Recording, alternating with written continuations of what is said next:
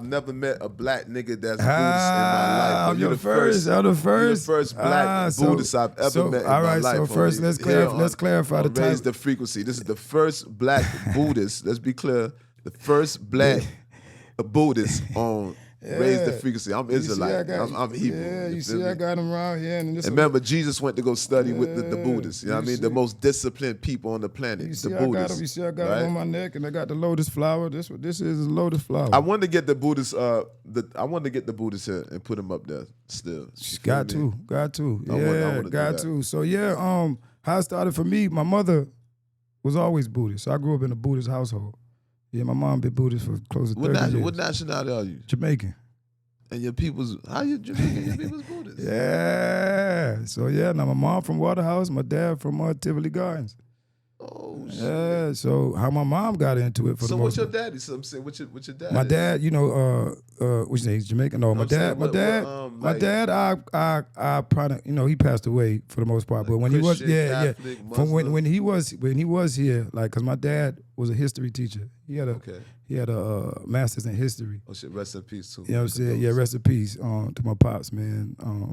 Lionel Roberts, man, Santos. Rest in peace, man. To my pops too, man. Rest in peace, man. But he was a history major for the most part. So I always like to say he grew up in a, if you want to say, Christian household. But the deeper he got into history, the further he got away from religion. Okay. So I wouldn't call him an atheist, but he wasn't he was more into his. He always said you can't have history and religion and not do both for the most part. So he wasn't I would say quote unquote Christian for the most part, but he came up in a Christian household. So your dad was a Christian and your mom was a Buddhist. All right, but yeah, exactly. But boom, but my mom didn't pick up Buddhism until separating from my dad. Okay. My mom picked up Buddhism when they separated, right? And she was on her own and she was trying to find her way, right? And she was living in Maryland. This is all right. So give you the backstory on me. I was originally born in New York, right? I was born in Queens. My mom and them hooked up with my dad. They moved down to Maryland. Boom, around this time they split. She trying to find her way. She has a homegirl she's working with is like, you know what? Why don't you come to a meeting one day? I never knew you was born in New York, man. Yeah, I was born in Queens. Because I'm a Brooklyn baby. Yeah, I was born in Queens. I never lived there, though. I lived there for probably about 2 years, you know what I'm saying? But I never lived there. I ain't lived there long like that either. I was back and forth a lot. She hooked up with her homegirl, took her to a meeting. She went to a meeting one day, and then she just, from then, that was it for her. And she just, you know what I mean? And this is a type of Buddhism because Buddhism is vast. You know what I'm saying? You got different sects. Okay. You get what I'm trying to say? You said different what? Different sects. Sex. So it sound like you said S-E-X. They got different. They got different sex. Different sex. What type of sex they have? S-E-C-T-S. Sexed. You know what I'm saying? Yes. Yeah. Different type of. Yeah. Different type of. If you want to say divisions of it. Okay. For the most part, the same way you would have Catholic, Baptist. Sectors. Yeah. Same way you have Catholic, Baptist, Adventist. Okay. And Buddhism is vast. Denominations. Exactly. She studied under Nichiren Buddhism, right? So I'm gonna give you the real quick because I don't want to keep too long-winded, dog. Yeah. But we gonna, you know what I'm saying? Yeah. All right. So Nichiren Buddhism is a type of Buddhism to whereas we study out of the Diamond Sutra, right? Buddha taught for 40 years or 40 plus years for the most part, right? And then all his teachings they put into different type of sutras. You know what I'm saying? So in the beginning, maybe had the Diamond Sutra or I forget, it's a couple sutras. But his last sutra, the Lotus, it's called the Lotus Sutra. We strictly adhere to that sutra and the teachings of that sutra, which was his final teachings. You know what I'm saying? So it was a 13th century priest who was able to decipher the Lotus Sutra. Right? Because he made the Lotus Sutra because he knew he was going to pass away. So the Lotus Sutra is Buddhism for people in the age of Mappo, or what he would call 2,000 years after I passed. This is the Buddhism for y'all. All the other Buddhism I was teaching was a precursor to this. He couldn't give them the game in first grade, kindergarten. He had to do it like school, right? So all the different type of Buddhisms you hear about, whether it be Zen or so on and so forth, they're all leading to this last sutra, which was the Diamond Sutra, was his last sutra, and it's the Buddhism for the people that he knew, because it wouldn't be as potent after he died. So he set it up for the future. We adhere to this last sutra. It's called the L.O.T.S Sutra. Nichiren was a 13th century priest who was able to decipher the L.O.T.S Sutra, right? Before him, nobody could get it because it was too far. He deciphered the L.O.T.S Sutra, and then he created out of the L.O.T.S Sutra, his name was Nichiren Buddhism. So that's the type of Buddhism my mom was introduced to, right? Boom, she's practiced her whole life, 30 years. So I came up in a Buddhist household. I didn't come up in a Christian household. All I know was Nam-myoho Renge Kyo, Buddhist, cause and effect, middle way, Buddhism. That was how I came up. Pandemic happens now. Boom, I'm in the house, like everybody else, and I'm going through. What does a Buddhist actually believe in? Y'all believe in God? Nichiren Buddhism, I'm going to speak for Nichiren Buddhism, right? Buddhism, why it's different from all the Abrahamic religions, is like.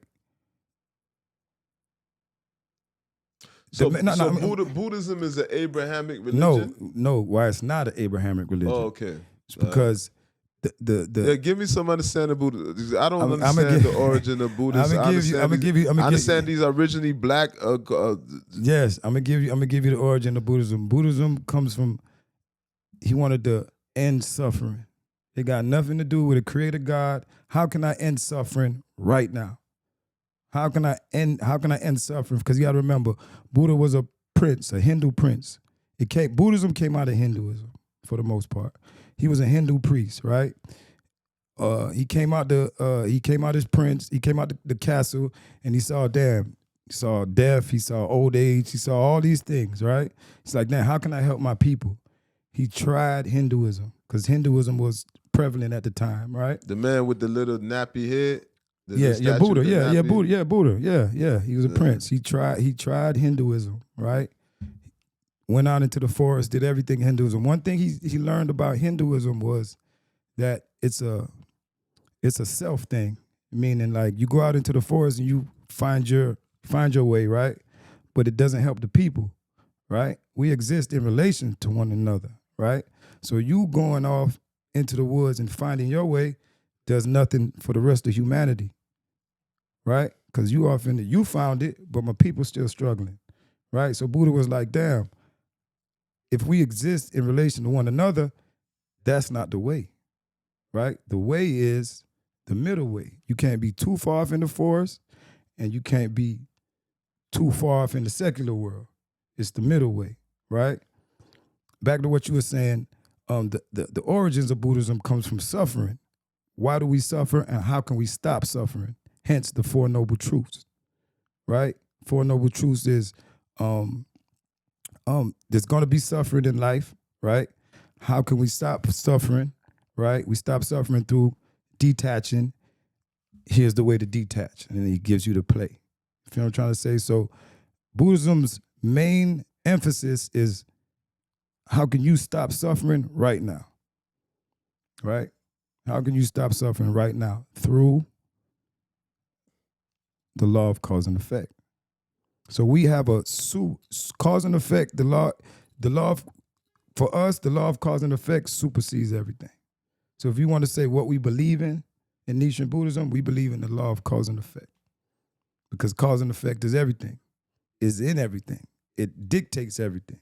You know what I'm trying to say? And if you want to change your life right now, you want to get up out of suffering, cause and effect, apply it to everything. Apply it to how you talk, how you move with people. What is it? So what's the Four Nobles? So the Four Noble Truth is... Noble Truth. And you gotta put me on the spot. I want to mess them up, dog. But it's life is suffering.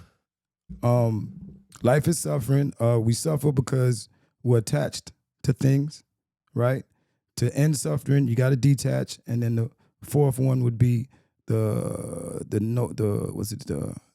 eight-way path. I forget the name of it, because you got to remember I'm coming through the Nichiren Buddhism. You know what I'm saying? And then this is pre-Nichiren. This is the beginning of it. You know what I'm trying to say? But say all that to say, Buddhism whole thing is to stop suffering. It's not about a creator God. It's not about a creator land. It's not about who was the first. It's how can you end suffering right now? And then he gives you the pathway. He gives you the, and like I said, it's vast, so it's a lot to get into, but if I could just sum it all up. So that's where the monks got the discipline from, because they detach from everything. Yes, but Buddha understood that detachment alone doesn't help the people, right? So then in Buddhism, we would be called a bodhisattva, right? Which is you understand the path to happiness, but you got to stop and help people. You know what I'm trying to say? You can't have all the answers, and since we live in relation to one another, we all one. We all one conscious. We all one grid. Everybody affects everybody. Exactly. So you having all the information does no good for humanity. Yes. You get what I'm trying to say? All right. So in Buddhism, you would be a bodhisattva. You know the path to spiritual enlightenment, but you got to stop and help people. So that's kind of the realm we exist in. You know what I'm trying to say? So like for monks, you brought up monks. That's the realm they're in. Like they understand it, but they're trying to help people. You know what I'm trying to say? They're not going off and so. I like that. That's the first breakdown I ever had of being Buddhist. The laws of Buddhism. I hope I explained it right, because I'm a little rusty on it. God damn it! But you know what I'm saying. That's for the most part. At the end of the day, you told a bunch of us some shit that we had no idea. Yeah, and in Buddhism, they teach you to just talk it. Because I thought Buddha had a god. Like y'all pray to a god. Because I know Buddha. People do the sacrificing with the fruit and put the fruit there. I had a chick that did that shit. No disrespect, but I had a chick that did that. But the reason I said in my face like that, I know it looked kind of funny, my face that I made, right? But she just wasn't like that. She wasn't disciplined like that. Yeah. So when I see her doing it, I'm looking at her doing it and shit. You know what I'm saying? I see the sacrifice. I see this. Every religion, to me, religion is science. Yeah. Everything has to do with science. And if that shit don't have no science to it, I don't even believe in that shit. 100%. Because frequencies is science. That's molecules. That's God's science. All that is science. That's God's. Those are God's rules, laws of physics, and stuff like that. Buddhism and science run hand in hand. I always say, you can't. It's universal laws over religion. You know what I'm saying? Universal laws over religion.